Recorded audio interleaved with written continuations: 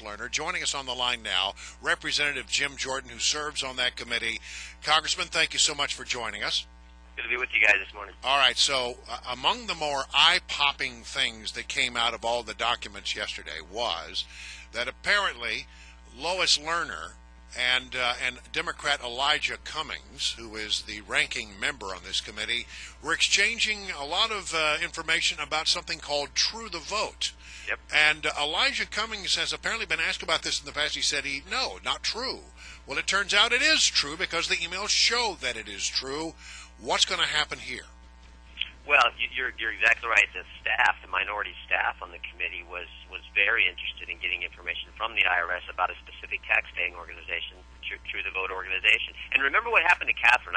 This is critical. The full way the federal government came down on this lady, she'd been in business 20 years, first 16 years in business. The only interaction she had with the federal government was filing her annual tax. She establishes True the Vote.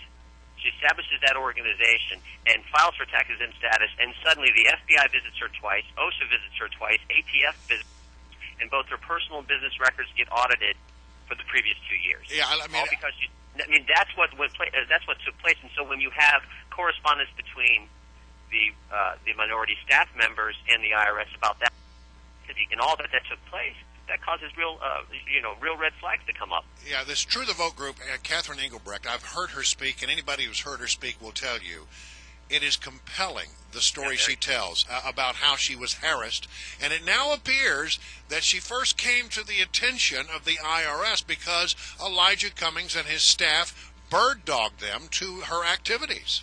Mm-hmm. Well, and what really got their attention, what really got the Democrats' attention here in Washington was True the Vote was effective. They were making a difference in cleaning up voter registration rolls around the country. They're making a difference in educating Americans about what goes on in the voting booth, trying to make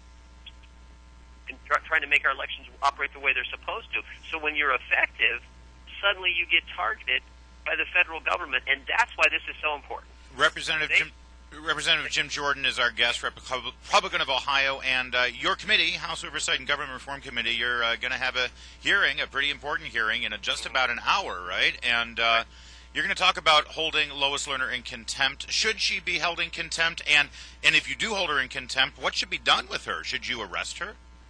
Well, she certainly should be held in contempt. Remember, she's the one who was at the center of this scandal where the Internal Revenue Service systematically targeted and harassed people for exercising their most fundamental right, their right to speak out in a political fashion. Clear back in October 2010, she gave a speech where she said, everyone's getting on us to try to fix this. I can't fix it now, but I'm going to fix it later. And so she set out to systematically do this, and the only testimony we received from Lois Lerner was when she come in front of us and said, I did nothing wrong, and then refused to answer any other questions. So of course we should hold her, because it's the only tool we have left to get to the truth, because we know the investigation at the Justice Department is a joke. Okay, and we know what Eric Holder's doing is not going to get to the truth. So the only means available to get to the truth is through the House of Representatives, and we have to use every tool at our disposal, and that includes the contempt resolution. Well, when you say every tool at your disposal, though, there is still another tool on the table with regard to that contempt resolution, and that is arrest and jail time. I mean, what's the point of holding her in contempt if it has no teeth, if it means nothing, if there's no punishment? The history from what the legal experts have told us, the research we've done, the history is when you have this, it goes to the U.S. attorney. The U.S. attorney shall, the statute says shall, take it to a grand jury. And if the grand jury says, yeah, the House, in fact, did hold you in contempt, then you're in contempt. Then you need a judge to say, hey, look, here's the deal. You either talk or potential jail time. And that's when it gets to that point, that's when most people, the 6 times it's been used in the last 30 years for a federal employee, they have all decided to talk, because there comes a moment where they all find Jesus and say, you know what, I would rather go answer questions than go to jail. So that's the leverage you hope we get to, but it has to go through the process. And step 1 is what we do today. Yeah, we actually pass the resolution in committee. Listen, we're talking about Elijah Cummings and the interaction between Lois Lerner and Elijah Cummings' minority staff.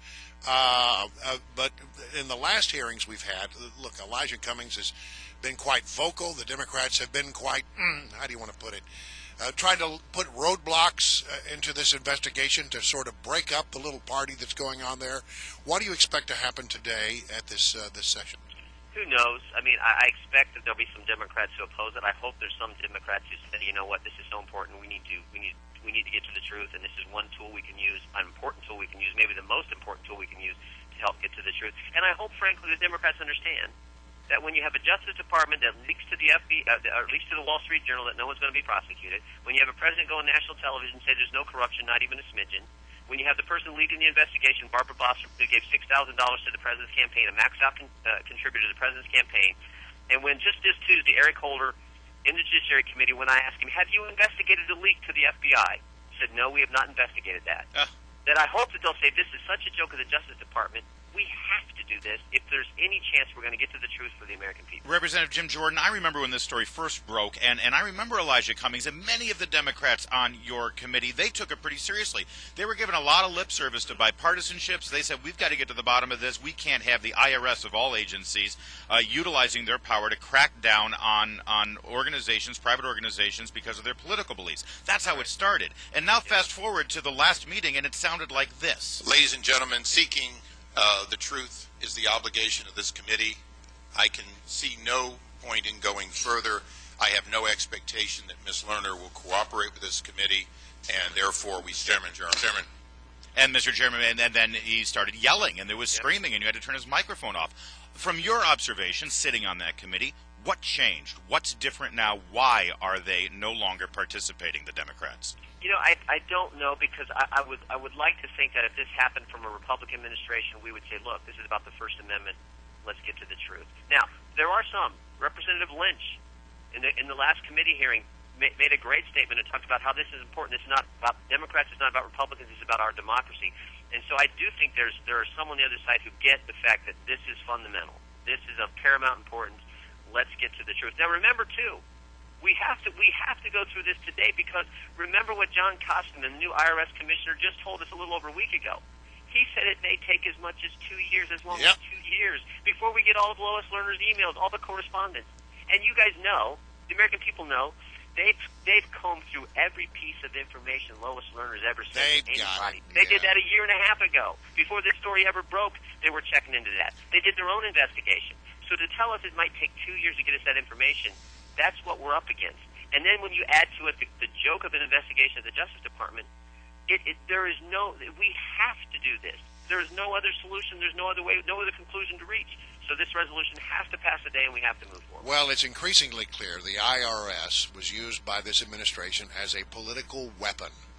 And I salute you for your continued efforts, and stand your ground. I don't care how much they yell. I don't care how much they scream. I don't care how much they holler.